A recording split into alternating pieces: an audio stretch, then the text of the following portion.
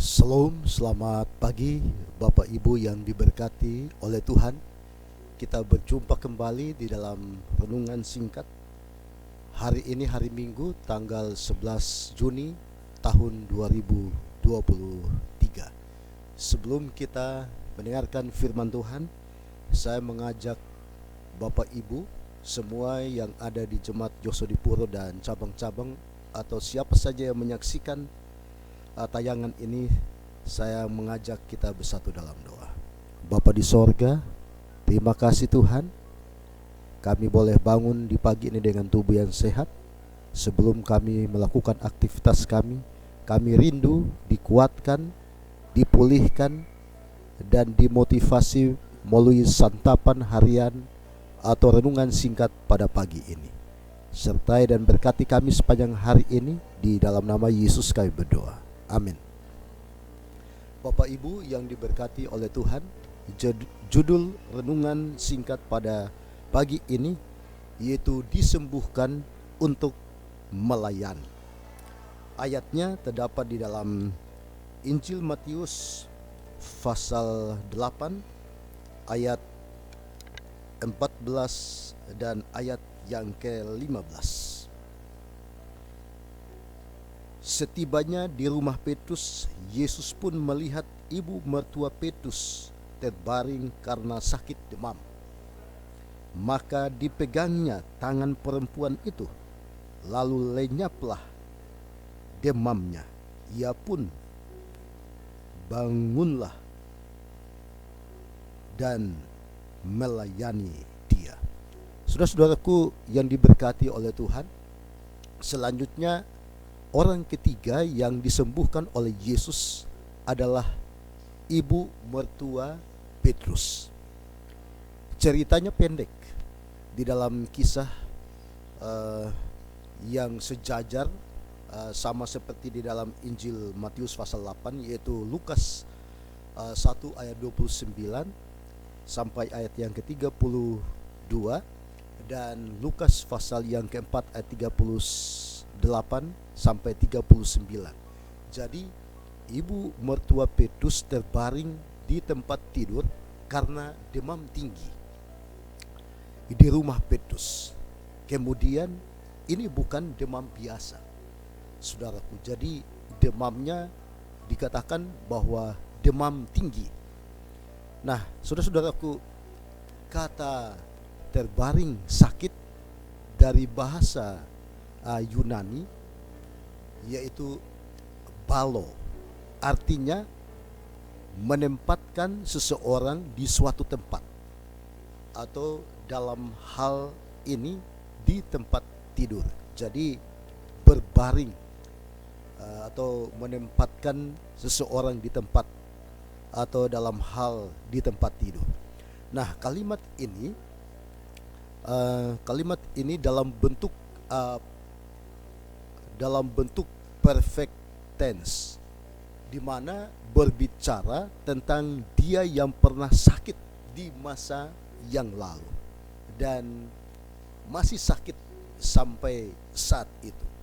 Jadi ibu mertua Petrus sudah menderita sakit demam sudah berapa waktu yang lalu.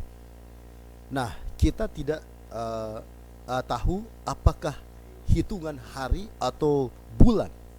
Artinya di sini bahwa sakit itu bukan baru saja terjadi pada saat itu, tapi sudah sekian lama, sudah sekian hari atau sudah sekian minggu ibu mertua Petrus sakit. Nah, saudara-saudaraku yang diberkati oleh Tuhan, jika dua penyembuhan sebelumnya, si kusta berinisiatif datang kepada Yesus untuk ditahirkan, dan perwira datang kepada Yesus untuk menyembuhkan hambanya.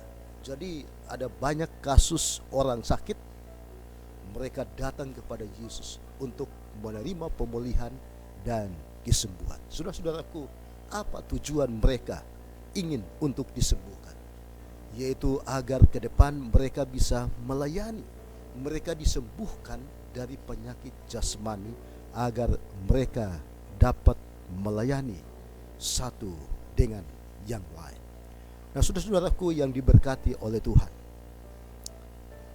Yesus dengan otoritasnya menyembuhkan ibu mertua Petrus. Segera setelah Yesus menyentuhnya, dikatakan bahwa wanita itu bangun dan mulai melayaninya. Mungkin dengan menyiapkan makanan. Jadi kita lihat bahwa setelah dia disembuhkan, dia langsung bangun dan melayani akan Yesus. Luar biasa. Jadi dia disembuhkan untuk melayani.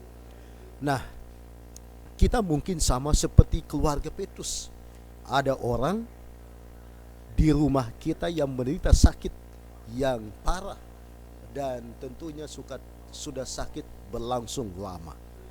Nah, semua rumah kita pada suatu saat menjadi rumah kesedihan. Tetapi jika Yesus adalah seorang tamu, kehadiran daripada Yesus akan membawa penghiburan. Karena apapun beban, apapun penderitaan, apapun penyakit daripada umat-umat Tuhan yang hadir pada saat itu, mereka akan dipulihkan atau disembuhkan oleh Yesus Kristus. Nah, saudara-saudaraku yang diberkati oleh Tuhan, pelajaran penting bagi kita bahwa boleh jadi untuk menjadi penyakit fisik tidak sembuh seketika itu, bahkan kita masih perlu waktu yang lama.